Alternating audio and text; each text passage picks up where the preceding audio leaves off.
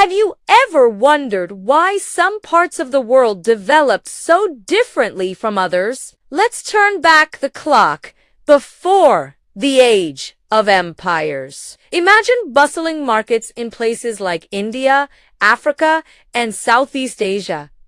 These weren't just places to buy food, they were vibrant hubs of industry, famous for incredible textiles, intricate metalwork, and exquisite crafts that were traded across the globe. Local artisans were masters of their trade, and their economies were self-sufficient and thriving. Then, the tall ships arrived.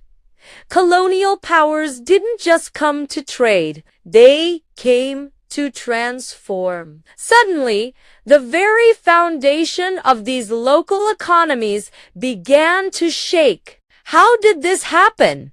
It was a two-pronged attack. First, raw materials like cotton from India or precious minerals from Africa were extracted and shipped back to factories in Europe on an industrial scale. Think of it like a giant vacuum cleaner, sucking up the natural wealth of the land. The second part was even more devastating. Those same ships returned, but now they were filled with cheap, mass-produced goods from European factories. Suddenly, the local marketplace was flooded with inexpensive textiles, tools, and let's look at India's legendary textile industry as a prime example. For centuries, weavers in cities like Dhaka produced muslin so fine it was called woven air.